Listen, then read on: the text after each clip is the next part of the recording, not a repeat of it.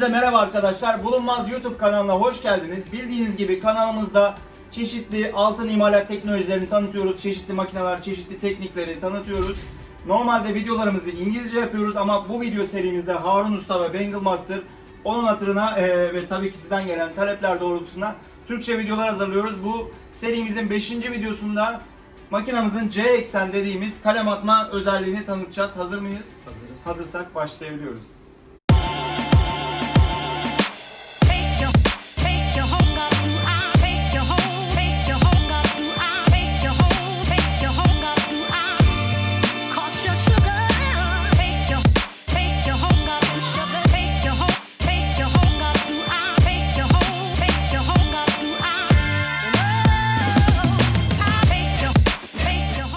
Bengal Master nedir? Her şeyden önce Bengal Master özellikle alyans ve bilezik üretiminde kullanılıyor ama başka tekniklerde de kullanabiliyorsunuz. Diğer videolarımızda zaten bunları anlatacağız.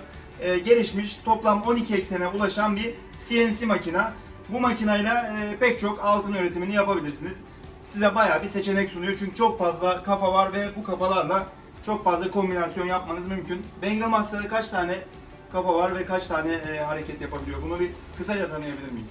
Bengal Master'da spindle'ımız var. Spindle'ımız aynı zamanda 10 tane takım kullanabiliyor. Ayrı ayrı 10 tane takım kullanabiliyor. 2 tane C eksenimiz var. Bu C eksenlerimizi hem elmas kalemler hem de zemin olarak kullanabiliyoruz. İstediğiniz zaman ikisini de elmas kalem veyahut ikisini zemin olarak da kullanabiliyoruz. Bir tane de havalı lazer dediğimiz kumlama yapan bir sistemimiz var. Bir de tarama yapan bir aparatımız var. Yani yüzey tarama yapan bir aparatımız var. Bu videoda C ekseni tanıyacağız zaten. Tamamen C eksen temalı bir video. Bu C eksen ne demektir? Neye C eksen diyoruz? 2 tane model yapacağız. Bunlardan bir tanesinde zemini kullanacağız. Diğerini de elmas kalemle model yapacağız. C eksen ne demek peki? C eksen demek yardımcı bir hareket eksenidir. Yani kalemi farklı açılarda yüzeye ulaştırmaktır. Yani farklı açılardan. Zaten bu hareketlerin hepsini göreceğiz birazdan. Peki bu C eksen kafalarda ne tip kalemler kullanılıyor? Bunları biraz anlatabilir miyiz? C eksende makine kalemi dediğimiz manuel makinelerde de kullanılan Posolux kalemler kullanıyor. Bunların çeşitleri elmas olabilir, işte karbait dediğimiz olabilir. Aynı zamanda Amerikan kalemi dediğimiz küçük elmas kalemler bağlanabiliyor. Bunlar da yine farklı ölçülerde oluyor. Bir de zemin kalemleri bağlanıyor. Birçok kalemi bu C eksen dediğimiz kalem atma. C eksen dememizin sebebi daha önceki videolarımızda bahsetmiştik. X, Y, Z eksenleri var ve bu C eksen 3. bir eksen olarak bu makineler ilk yapılmaya başladığında eklendi ve C eksen diye isim aldı. Burada da bu isim kaldı. C eksen diyoruz. Buna makine kalemleri, elmas makine kalemleri, çelik veya PCD gökkuşağı efekti vermek için bu kalemlerin hepsini web sitemizde bulabilirsiniz. Çünkü her bir kalem değişik bir finishing veriyor, değişik bir efekt veriyor. Bu efektlerle farklı modeller yapabiliyorsunuz. Bulunmaz.com adresine girip bütün kalemleri tek tek görüp inceleyebilir. PDF kataloğumuzu indirip rahat rahat evinizin rahatında, iş yerinizin rahatlığında da bunları kurcalayabilir, öğrenebilirsiniz.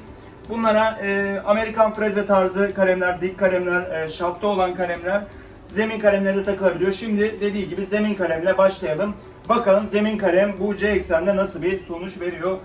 Lütfen bir model yapabilir miyiz? Tabii. Hemen başlatıyoruz.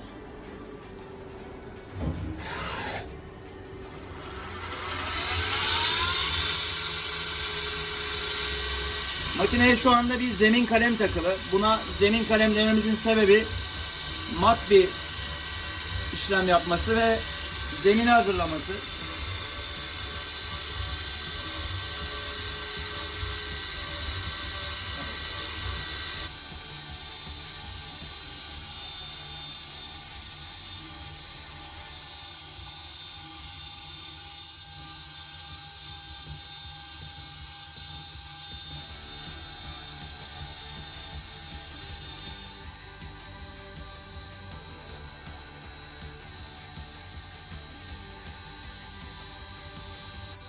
Zemin kalem işlemi bitirdikten sonra birazdan yine C eksenle, diğer C eksenle Bengal Master'da 2 tane C eksen var.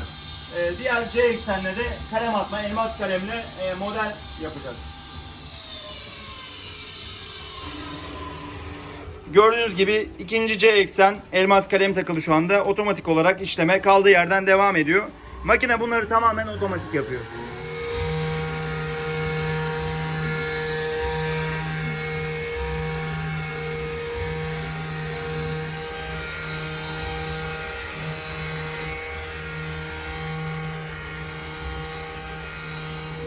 C eksenin ikinci işlemi elmas kalemli olduğu için biraz daha uzun sürecek. Çünkü bu kalem kırılabilir. Çok hızlı hareket ederse çelik kalem kadar dayanıklı olmayabilir ve kırılmaya müsait. Bu yüzden hızı biraz daha azaltıyoruz. Parlaklığı da arttırmak istediğimiz için daha düşük bir hızla biraz daha sürecek. Az önce size bahsettiğim bulunmaz.com adresinden indirebileceğiniz PDF katalog. Bunu size postayla da yollayabiliriz. Bizi aramanız yeterli. Bu katalogda da gördüğünüz gibi bütün C eksene takabileceğiniz makine kalemlerin modelleri var. Bu modelleri de kullanarak çeşitli modeller, çeşitli bilezik modelleri yapabilirsiniz. Gördüğünüz gibi çizgili olanları var, bombeli olanları var.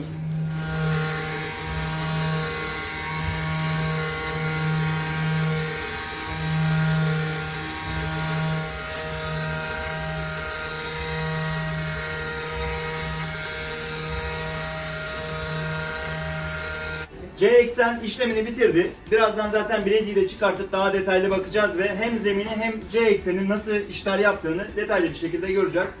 Bana en çok gelen sorulardan biri, her yerden geliyor bu soru. Bu C eksenin çizimi nasıl yapılır? Diğer spindle'da kullanılan kalemlerden bir farkı var mı? C eksen çizimleri aslında çok özel bir şey istemiyor bizim sistemimizde. Makinenin yazılımında kendi özellikleri var. Mesela siz bir daire çizdiğiniz zaman da normal şartlarda C eksenler 180 derece çalışır. Bununla ilgili herhangi bir işlem yapmanıza gerek yok. Makine otomatikman 180 dereceden sonrasında güvenli mesafeye kalkıyor, yeni bir konum alıyor ve o daireyi tamamlıyor. Yani burada sizin ekstradan bir çizimde yapmanız gereken bir şey yok. Diğer taraftan mesela bir spindle'la kullandığınız çizimi de C eksenle kullanabilirsiniz. Sadece programdan C eksen özelliğini seçmeniz yeterli. Farklı bir şey yapmanız. Burada biraz teknik konuşmaya başladı. Tabii bu tip makineleri kullanan arkadaşlar zaten bu işi biliyorlar ve nasıl çizim yaptığını az çok biliyorlar. Bizim makinamızda da ufak farklılıklar olabiliyor ama başka herhangi marka bir makineyi kullanıyorsanız birkaç saat içinde bunun sisteminde anlamanız mümkün. Ama bu tip makineleri kullanmayan, bilmeyen, yeni başlayacak olan arkadaşlar için oldukça karışık bir ifade oldu. Anlamayan arkadaşlar, daha detaylı bilgi isteyen arkadaşlar fuarlarda gelip bizi bulabilir. Harun Usta ya da ekibindeki diğer teknisyen arkadaşlarımıza sorabilir. Bu videonun altındaki açıklamalardan da bize bağlantı kurup istediğiniz soruyu her zaman sorabilirsiniz. Sorularınızı cevaplamaktan çok mutlu oluyoruz. Yorumlara da yazabilirsiniz. Bu yorumlardaki soruları da yorumlarda cevaplıyoruz ki diğer arkadaşlar, videolarımızı izleyen diğer arkadaşlar da faydalanabilsinler. Bizim C eksen programımızla ilgili ekstradan bir söylemek istediğim bir avantaj, bir farklılık. C eksenimizde dediğim gibi sadece... Çünkü kod çıkarman gerekmiyor, daha basitleştirilmiş Yok, bir kontrol panelimiz var. sadece takım olarak C ekseni seçtiğiniz zaman da C eksende de Onu algılıyor. iki ayrı modumuz var. Bunlardan bir tanesi tamamen açısal değere göre çalışan C eksen, tanjant dediğimiz. Tanjant da demeye başladı. Ben sanırım bu videoyu birazdan terk edeceğim. Zaten videonun sonuna yaklaşıyoruz, merak etmeyin. Bir de sadece sabit, yani bir zemin modunda belirli sizin sabitlediğiniz açıda çalışma modu var. Bu modlardan herhangi birini seçtiğiniz zaman da makine otomatikman o şekilde çalışıyor. Makineye ekstradan C ekseni için apayrı bir çizim yapmanıza gerek yok. Bir şekilde onu algılıyor. Bu ayarlarda da birkaç ayarımız mevcut. Sadece açısal bir çizim yapmanız gerekiyorsa çok küçük, yani 0.05 gibi bir açı Onları zaten makine eğitimlerinde detaylı bir şekilde anlatıyoruz. anlatıyoruz. C eksen modellerimizi de gördükten sonra zemin ve C eksen son olarak bu modeli böyle yarı bırakmamak ve tamamen bitmiş bir bilezik haline getirmek için ki size rahatça gösterebilirim. Bir de üzerine nokta modelimiz var, biraz uzun sürecek. Bu aşamada biz de sohbetimizi bitirip en son bileziğimize bakarız. İşlemi başlatabiliriz. Çok fazla sayıda nokta var çünkü nokta kalemi küçük boy kullandık ve çok fazla sayıda hem bilezik olduğu için de yüzey büyük, biraz sürecek bir işlem. Bu şekilde spindle'da işleme başlıyor.